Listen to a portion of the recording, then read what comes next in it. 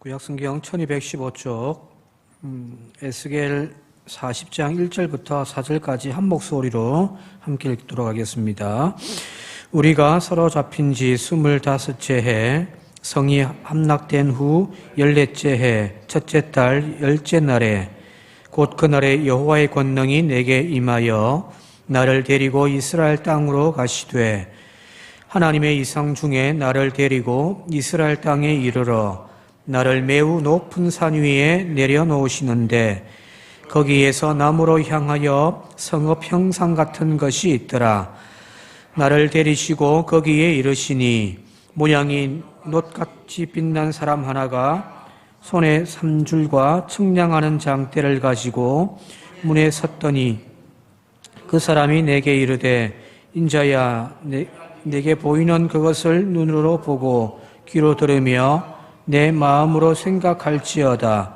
내가 이것을 네게 보이려고 이리로 데리고 왔나니 너는 본 것을 다 이스라엘 족속에게 전할지어다 하더라. 아멘. 사람은 고쳐설 수 없다. 물건과 기계는 고쳐서도 사람은 고쳐설 수 없다는 말이 여러분들 어떻게 생각하십니까? 저는 맞는 말 같습니다.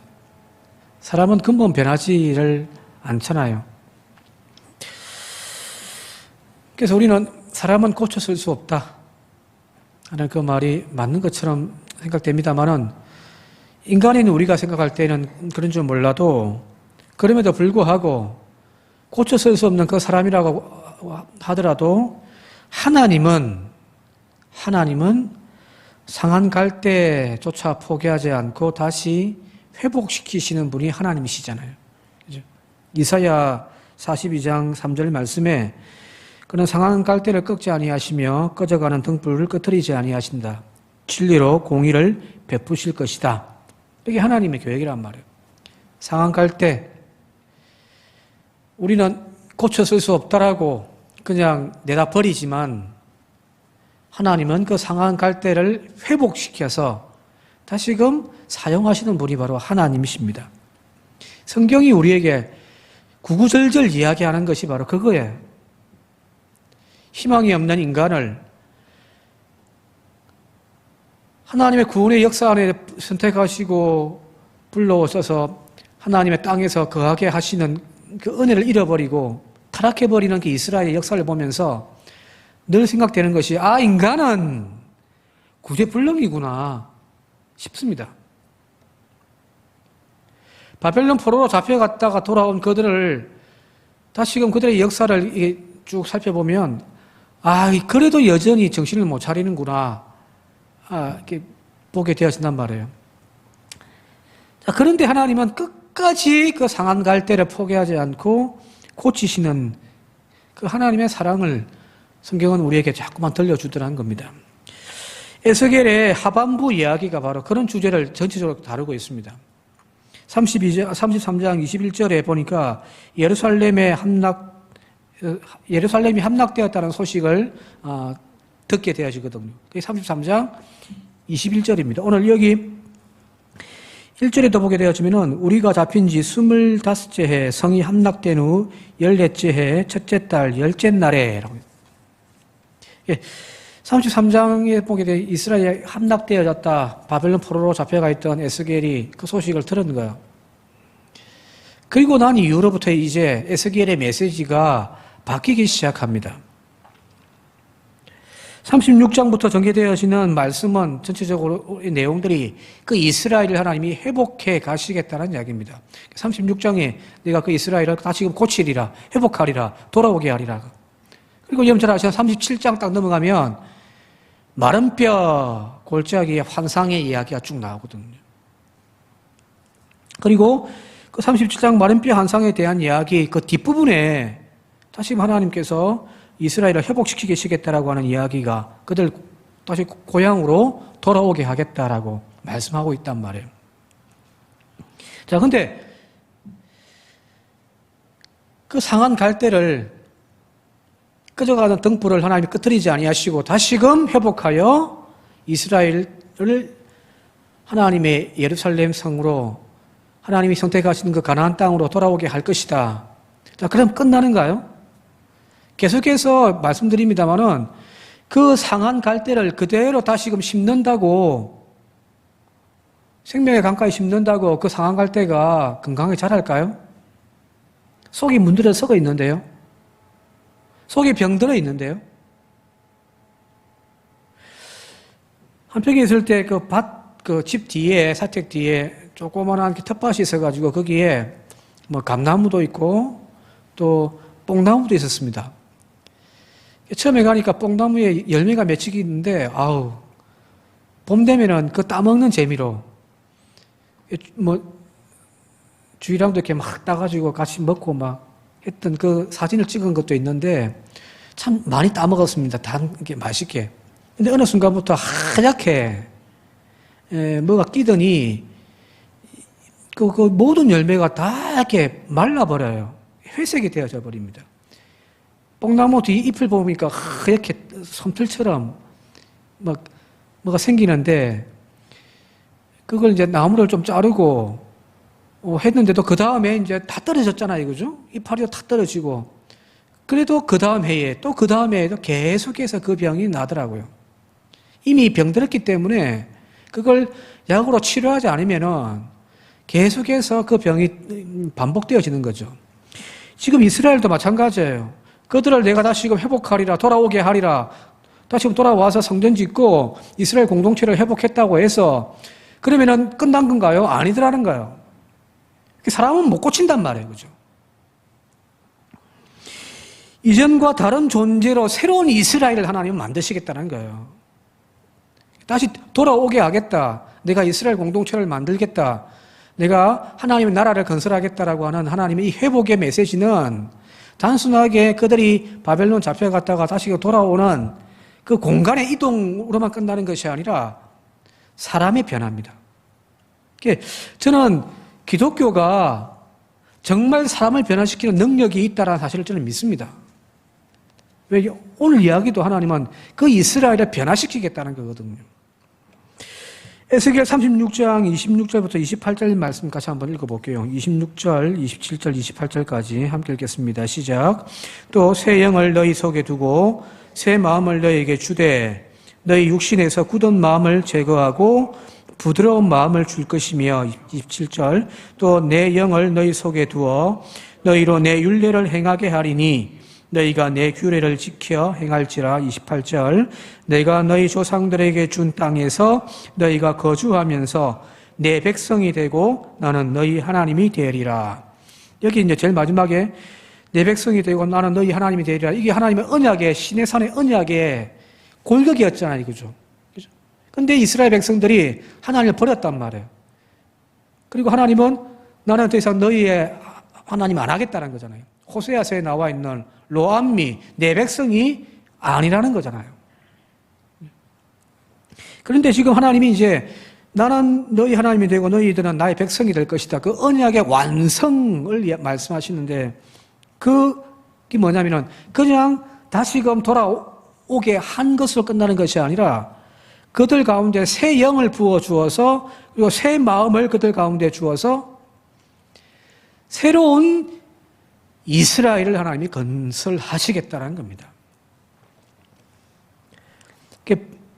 고린도후서의 바울의 표현을 빌리자면은 그런즉 누구든지 그리스도 안에 있으면 새로운 피조물이라, 이전 것은 지나갔으니 보라 새 것이 되었도다는 거예요.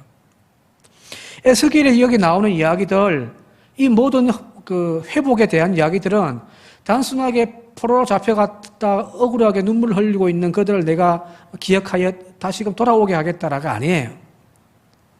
나의 영을, 거룩한 하나님의 성령을 그들 가운데 부어주어서 그들의 심령밭을 완전히 뒤바꿔 버리겠다는 겁니다. 그게 요한복음으로 이야기하자면은 거듭남이죠. 어머니 뱃속에서 태어난 존재, 단지 회개하고 돌이켰다고 해서 완전 새로운 존재가 되어지는 것이 아니잖아요. 예수 그리스도 안에서 새롭게 태어남, 그게 거듭남이잖아요. 그렇죠? 오늘 우리가 신앙생활을 한다라고 하는 것, 저와 여러분들이 하나님의 자녀가 되어졌다라고 우리 스스로가 자랑하고 만족하고 고백하는 그 하나님의 자녀인 것은 이전의 습성 그대로 가진 채 교회 출석하고 직분받고 성도라고 하는 명찰 하나 더 따랐다고 우리가 하나님의 자녀가 되어지는 것이 아니라는 거예요. 성령의 역사함을 통하여서 완전히 새로운 존재로 바뀌어지는 겁니다. 물론 어제와 완전 다른 그런 존재로 우리가 바뀌어지지는 아직 않지만 하나님 나라 가면은 그 완전 새로운 존재로 바뀌어지겠지만 그 과정 속에서 오늘 우리는 바로 우리의 삶을 통하여 변화받은 존재가 되어져야 합니다. 저 앞에 위단교회가 있습니다만은 거기서 이야기하는 그거잖아요. 거듭났습니까? 늘 묻잖아요. 거듭났습니까? 그냥 옛 사람의 그 형체는 그대로 둔 채 예수라고 하는 성도라고 하는 옷만 그 돈만 지금 걸쳐 덧입어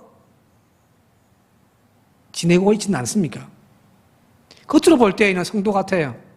근데 속사람은 여전히 옛 사람 그대로 살아있단 말이에요. 아니에요. 그 속사람이 바뀌어져야 됩니다.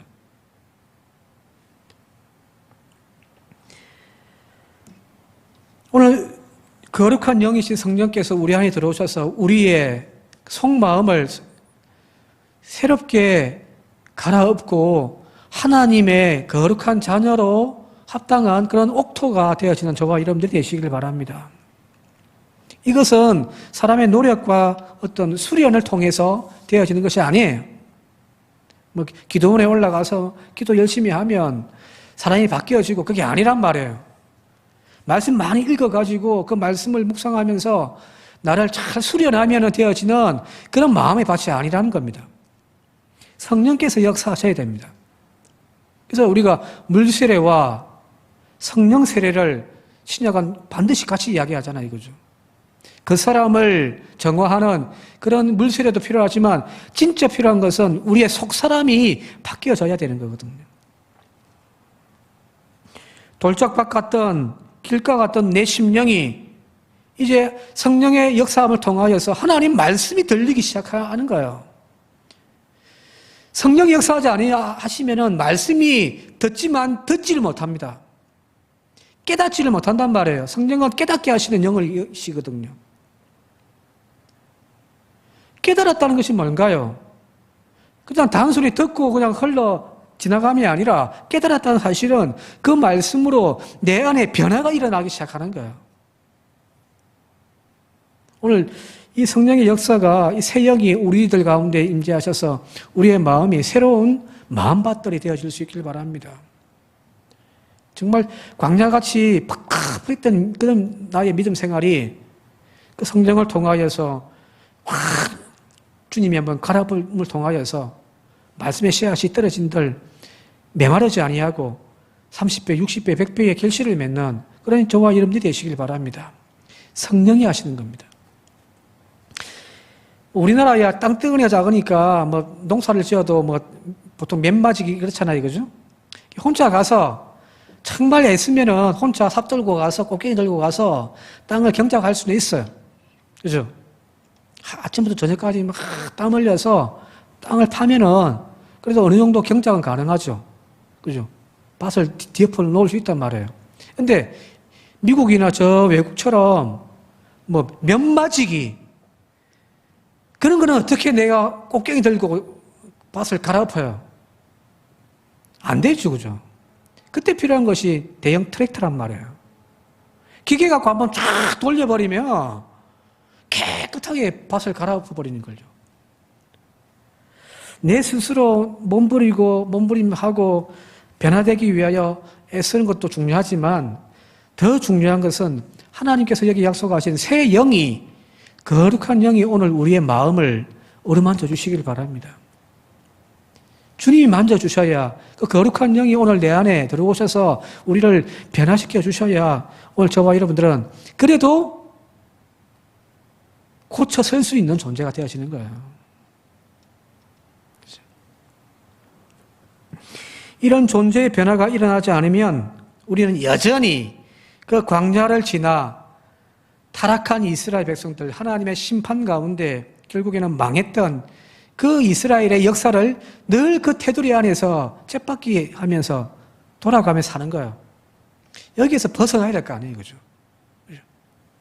조금 은혜 받으면은 조금 열심히 하다가 또 떨어져 버리고, 이거는 반복되어지는 그런 신앙생활이 아니라 전적으로 새로운 존재로 변화받는 그런 저와 여러분들 되시길 바랍니다.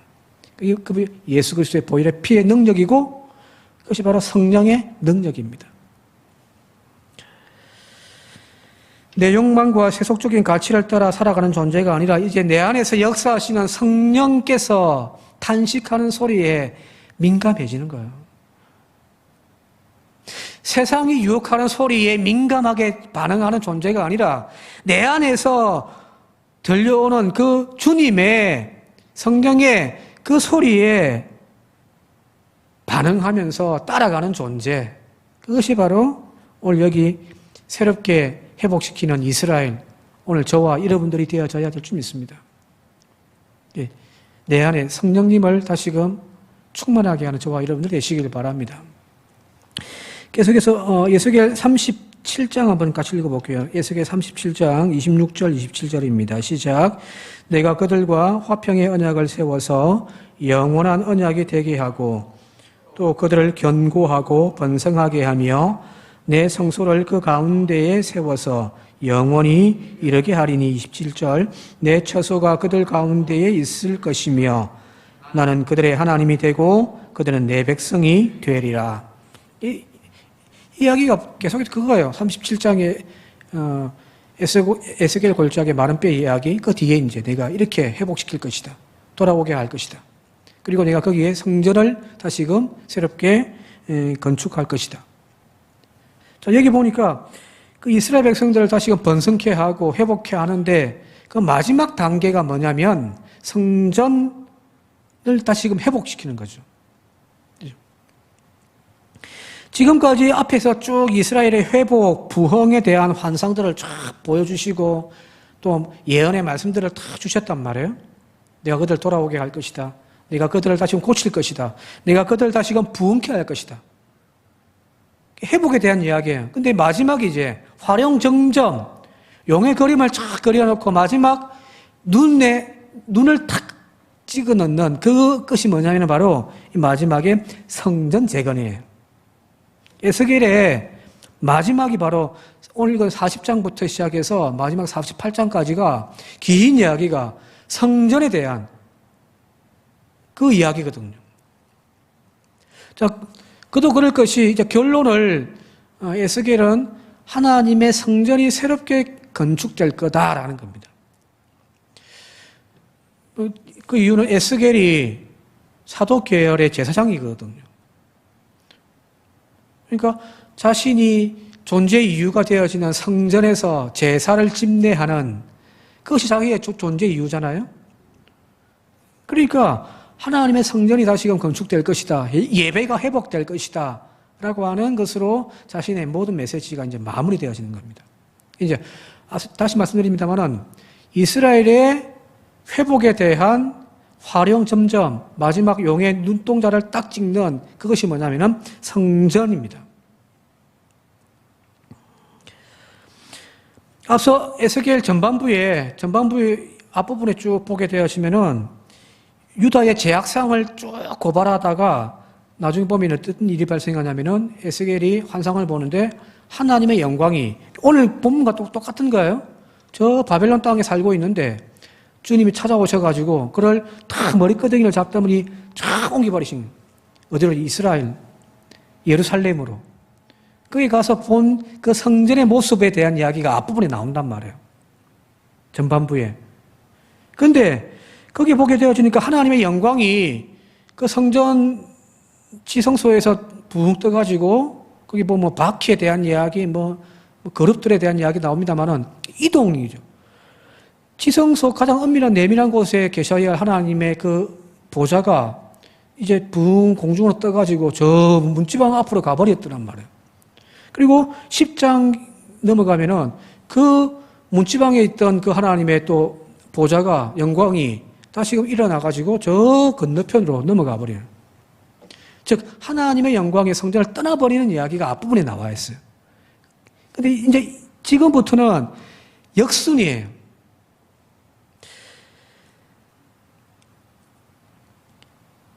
자, 마침내 하나님께서 그 앞부분에 이제 한 40장부터 42장까지는 그 이제 읽으면 재미 하나도 없습니다. 어디 갔더니 벽이 있는데 벽이 뭐 몇 자고 뭐 또 갔더니 구조가 어떻고 막 그런 이야기들만 나와요. 예, 쉽게 이야기하면은 새 예루살렘의 성전의 그 설계도를 지금 쭉 본다 생각하시면 될 거예요. 몇 자, 높이가 얼마고 쭉 그런 거예요. 그것도 구조가 어디에 뭐가 있더라. 쭉 하고 난 다음에 그 성전에 대한 이야기가 끝나고 난 다음에 43장에 넘어가면 이런 말씀이 나옵니다. 같이 한번 읽어볼게요.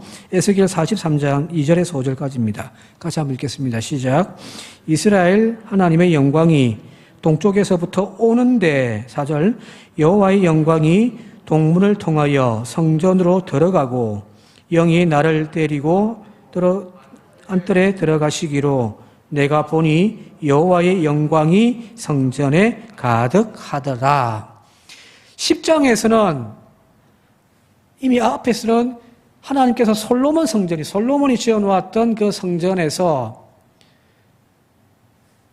그 영광이 떠나는 이야기가 나왔고, 그리고 하나님이 이 성전을 버리신 이야기가 앞부분인데, 이제는 하나님께서 다시금 새롭게 건축하실 새 예루살렘 성전에 대한 설계도를 쫙 보여주고 난 다음에, 그 다음에 하나님의 영광이 떠났던 그 동쪽에서 다시 돌아오는 거예요.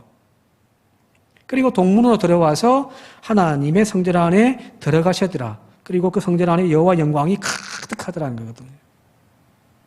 자, 참된 이스라엘의 회복은 사람의 변화도 있지만 그 가장 내밀하고 엄밀한 그 중심에 하나님이 들어오셔야 됩니다.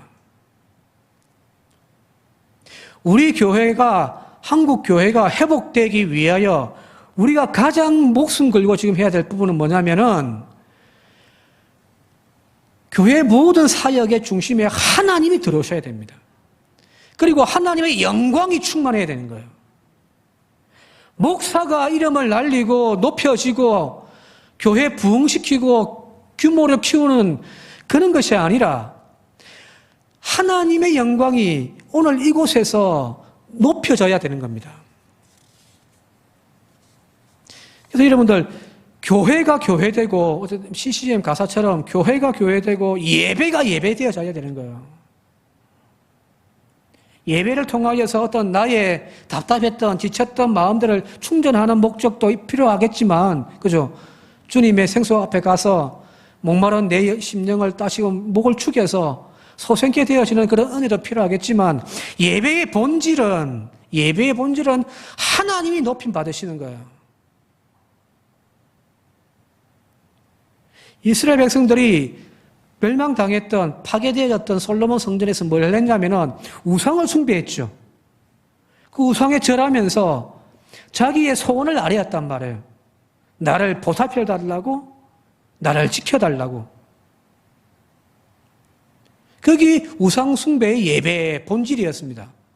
그런데 다시금 회복되어지는 하나님 나라의 그 새 예루살렘 성전의 기본은 뭐냐면 하나님의 영광이 그곳에 충만한 겁니다. 오늘 우리 교회에 바로 예배를 통하여서 하나님께 영광을 돌렸으면 좋겠습니다. 찬양을 해도요, 그냥 노래 부르는 것이 아니라 내 필요 못하는 노래지만 이 노래 한마디를 통하여 내가 하나님께 드리겠다라고 하는 마음으로 한번 불러보십시오. 중얼중얼거리다가 가지 말고. 설교를 들어도 목사가 뭐라고 하는지 한번 들어보자가 아니라 설교 몇 마디 중에서도 하나님이 오늘 나에게 들려주시는 음성을 한번 들으려고 귀를 한번 열어보시란 말이에요. 그게 예배 아닌가요? 오늘 우리들의 예배 드리는 모습이 너무너무 지금 문제가 있는 것은 아닌가 싶습니다. 하나님 앞에 드리는 거예요.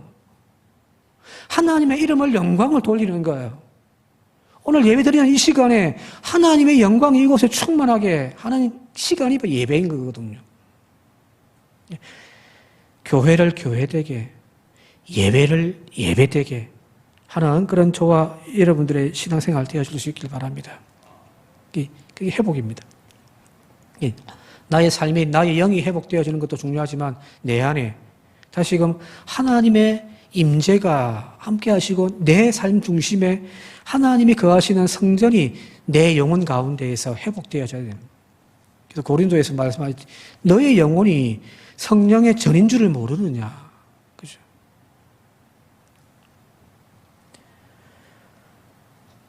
교회가 회복되어지는 것 또 한 가지, 내 개인적으로는 내 안에 내 영혼이 하나님의 성전으로 다시금 회복되어지는 은혜가 이 시간 저와 여러분 가운데 있기를 주님 이름으로 축원드립니다.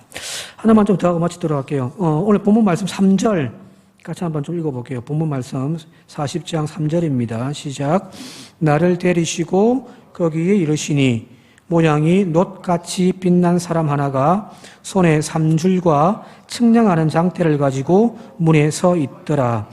여기 보면은 어떤 놋같이 빛나는, 환하게 빛나는 그런 한 사람이 있는데 손에 삼줄, 삼으로 만든 꼬은 줄과 또 측량하는 막대기를 들고 있더라는 거예요. 이 이제 막대기 가지고 이후에 이제 모든 성전의 환상의 규모, 크기, 높이 다 재는 거예요. 그래서 몇 규빗이더라, 몇 규빗이더라 하는 거예요. 또 뒤에 가면은, 여러분 잘 아시는 성전 문지방에서부터 흘러내리는 물이 쭉 나중에는 이제 사이를 생명강가로 바꾸는 그 이야기 나오잖아요. 그죠? 그때 천자를 재어가지고 막 건너고 그러잖아요. 자, 계속해서 등장하는 것이 이제 자예요, 자. 근데 이 자가, 이제 길이를 재는 그런 도구이기도 하지만, 구체적으로 여기 이제 5절 말씀 보게 되어지니까 이렇게 되었습니다. 그 사람의 손에 측량하는 장대를 잡았는데, 그 길이가 팔꿈치에서 손가락에 이르고, 또 한 손바닥 너비가 더한 자로 6척이더라는 거예요. 한 자의 길이, 이만큼이겠죠, 그죠? 여기서부터 여기까지. 이걸 6척 되는 자를 갖고 있다는 거예요. 이 지금 자의 길이가 대략 한 3m가 조금 넘습니다. 계산을 해보면요. 근데, 여러분들, 자라고 하는 것이 이 고대 당시에는 이 자라고 하는 것은 아무나 갖고 있는 것은 아니죠, 그죠? 나라에서 그 자의 길이를 정확하게, 규범을 정해가지고 그 길이대로 하는 거잖아요, 그죠? 어떤, 물건을 파는데 어떤 자는 이만큼이고 어떤 자는 이만큼이면 됩니까? 안 되잖아요. 통일시켜놨단 말이에요. 그죠? 그 나라가 다스리는 거예요. 자, 그런데 이 당시에 그러니까, 이 지금 천사가 들고 있는, 거의 한 6척 되는 이 자의 길이는 이 당시에 일반적인 자의 길이가 아니라는 거예요. 그러니까 바벨론도 마찬가지고 이집트도 마찬가지고 거기에서 사용하는 자의 길이가 아니란 말이에요. 여기서 말하는 이 자는 성전에서 사용되어지는 특별한 자입니다. 자, 이것은 무슨 말이냐면 일반 세상에서 통용되어지는 자의 길이로 성전의 길이를 재고 측량하는 것이 아니라는 거잖아요. 성전의 모든 길이는 하나님의 기준에 따라서 측량되어지고 규정되어진다는 이야기입니다. 자, 아모스 7장 한번 볼게요. 아모스 7장 7절과 8절입니다. 같이 한번 읽어볼게요. 시작. 또 내게 보이신 것이 이러하니라. 다림줄을 가지고 쌓은 담 곁에 주께서 손에 다림줄을 잡고 서셨더니 여호와께서 내게 이르시되 아모스야 네가 무엇을 보느냐. 내가 대답하되 다림줄이니이다. 주께서 이르시되 내가 다림줄을 내 백성 이스라엘 가운데 두고 다시는 용서하지 아니하리라. 다림줄 아시고 추에다가 줄 또 묶어놓고 그죠. 이제 벽돌 쌓을 때 거기 맞춰 평행대 맞추고 가잖아요, 그죠? 그게 다림줄이에요. 자, 이게 기준이죠, 그죠? 벽을 그냥 대충 경험이나 눈대중으로 쌓아 올리는 것이 아니라 여기 딱 중심을 잡아놓은 이 다림줄을 기준으로 담을 쌓아 올리는 거예요. 이 기준이에요. 이 기준에서 보니까 이스라엘이 한참 기울어져 있더라는 거잖아요. 내가 다림줄로 너희들 가운데 재어봤더니 너희들의 신앙이 지금 한참 기울어져 있더라는 겁니다. 그래서 심판하겠다는 이야기거든요. 오늘 여기 나와 있는 이 자도 마찬가지입니다. 그 헬라어로 우리가 보통 성경 66권을 정경이라고 하잖아요. 그죠? 신약 성경, 구약 성경을 다 통틀어서 이제 정경이란 말이에요. 이건 규범이에요. 이 책 밖에 거는 소용이 없어요. 그죠? 아무리 좋은 신앙의 서적이라도 그걸 우리는 하나님의 말씀이라고 인정은 안 하죠. 여기 66권 안에 들어와야만 이게 이제 성경으로 인정되어야죠. 이걸 캐논이라고 해요. 그런데 헬라어의 캐논이라는 단어, 이 캐논이라는 단어가 뜻이 뭐냐면 막대기 잡니다. 무언가를 측량하고 재는 규범이 되어지는, 그죠? 오늘은 이만큼 길이, 내일은 이만큼 길이 막 변하지 않잖아요. 자는 딱 정해져 있잖아요. 국가가 딱 정해놓는단 말이에요. 그죠? 그 규범이 되어지는 책이 캐논, 성경이란 말이에요. 자, 여기 들고 있는 이 자란, 바로 캐논이에요. 막대기란 말이에요.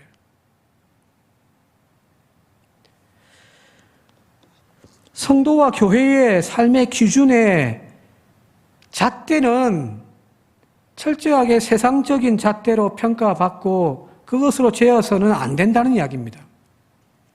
세상에서는 부자, 유명해지는 것, 화려한 삶, 그것이 세상의 출세와 성공의 기준이잖아요. 그죠? 세상 사람들 적어도 보니까 제가 친구들 만나보면은 예수 믿는 사람들 만나면은 그런 어떤 뭐 주식 잘해가지고 돈 많이 벌고 뭐 좋은 직장 다니면서 떵떵거리고 부유하게 살면은 다들 성공했다고 이야기를 하는 거예요. 이게 세상 기준이에요. 자, 그런데 교회는 하나님의 백성들의 기준은 그런 세상의 잣대가 아니라 하나님의 말씀, 그 말씀의 잣대가 오늘 우리의 기준이 되어져야 되는 거예요. 내가 성공한 인생을 살고 있는가? 내가 지금 성공한 목사인가? 그걸 평가할 수 있는 비결은 뭐냐면 남들보다 내가 좀 더 좋은 교회, 좋은 대접받고 좋은 차 타고 큰 교회에 목회하고 있다. 우리는 그 성공이라고 이야기하려는 줄 몰라도 아니죠. 하나님의 말씀의 잣대에 내가 지금 바르게 서 있는가? 그게 캐논이에요. 그게 잣대란 말이에요. 새롭게 건설되어질 하나님의 성전, 이 환상이죠. 나중에 이 말씀이 이제 요한계시록의 저 뒷부분에 새하늘 새 땅의 새 예루살렘에 대한 환상으로 이게 이제 다시 인용되거든요. 자, 하나님의 완전한 새로운 성전의 기준은 바로 이 잣대입니다. 근데 이 잣대가 일반적인 세상에서 통용되어지는 잣대가 아니라 하나님의 말씀의 기준입니다. 오늘 우리의 삶의 잣대가 성경이 되어질 수 있길 바랍니다. 무언가를 중요하게 결정해야 될 때, 그 마지막 결정의 잣대가 되어지는 것이 나에게 이익이냐 아니냐, 그걸 가지고 판단하는 것이 아니라 이것이 성경에 합당하지 않았냐로 결정 내릴 수 있길 바랍니다. 직장을 이직해야 되는데 이 직장에 내가 가는 것이 맞냐 안 맞냐, 그걸 판단할 때에 월급을 얼마 더 주냐, 앞으로 내가 얼마나 더 오래 일할 수 있느냐, 나를 얼마나 더 보장해 주느냐, 그것 가지고 판단하는 내 기준의 잣대가 아니라 하나님이 기뻐하실까? 성경에 합당한 직장일까? 그걸 결정할 수 있는 사람이 바로 성도인 거예요. 근데 어느 순간 우리는 그 잣대는 저 던져버리고 세상적인 기준의 잣대 가지고 우리의 삶을 지금 재고 있잖아요. 그죠? 갖추지 못했다고 왜 불행해요? 세상적인 잣대 돼 보니까 내가 한참 모자라니까, 그렇죠? 그러나 하나님의 잣대로 재어보면 하나님 주신 은혜로 충분하거든요. 감사할 수 있거든요. 근데 잘못 살지 않았단 말이에요. 그렇죠? 그런 하나님의 잣대로 오늘 우리 스스로를 평가하고 또 결정하는 저와 여러분들이시길 바랍니다. 그래서 잘 아시는 이야기겠지만 모든 마지막 사인에 내 이름을 사인하지 말고 그 사인에 주님의 이름을 사인하는 저와 여러분들이 되시길 바랍니다. 왜요? 결정의 최종 잣대가 하나님이셔야 하거든요. 우리 교회가 하나님의 말씀 가운데 서 있다면 충분합니다. 교인들의 숫자가 중요한 것도 아니고 예산의 규모도 중요한 것도 아니에요. 아무것도 안 해요. 그죠? 하나님 보실 때 하나님의 잣대로 하나님의 다림줄로 탁 뗐을 때 그래도 건강하네 라고 하는 소리를 들을 수 있는 저와 여러분들 신앙이 되기를 바라고 우리 교회가 되기를 주님의 이름으로 축원드립니다. 함께 기도드리겠습니다. 고마우신 아버지 하나님, 이스라엘을 회복하듯 오늘 저희들을 회복시켜 주시고 우리의 교회를 회복시켜 주시며 한국 교회를 다시금 회복하는 하나님의 은혜가 있게 하여 주시옵소서. 사람의 노력으로 몇 사람의 땀방울로 헌신으로 되어지는 것이 아님을 믿습니다. 우리 안에 역사하시는 성령께서 우리의 근본을 바꾸어 주셔야 가능함을 믿습니다. 오늘도 우리는 새로운 믿음의 사람이 되기를 갈망하지만 여전히 옛사람을 벗어버리지 못하는 참 나약한 모습들 때문에 답답해합니다. 주 성령님, 오늘 이 시간 우리들을 찾아오시고 우리를 어루만져 주시어서 우리 안에 근본이 바뀌어지는 은혜가 있게 하시고 우리 교회가 하나님 말씀 가운데 바로 서어지는 하나님의 잣대에 합당한 교회 되게 하옵소서. 예수님의 이름으로 기도드리옵나이다. 아멘.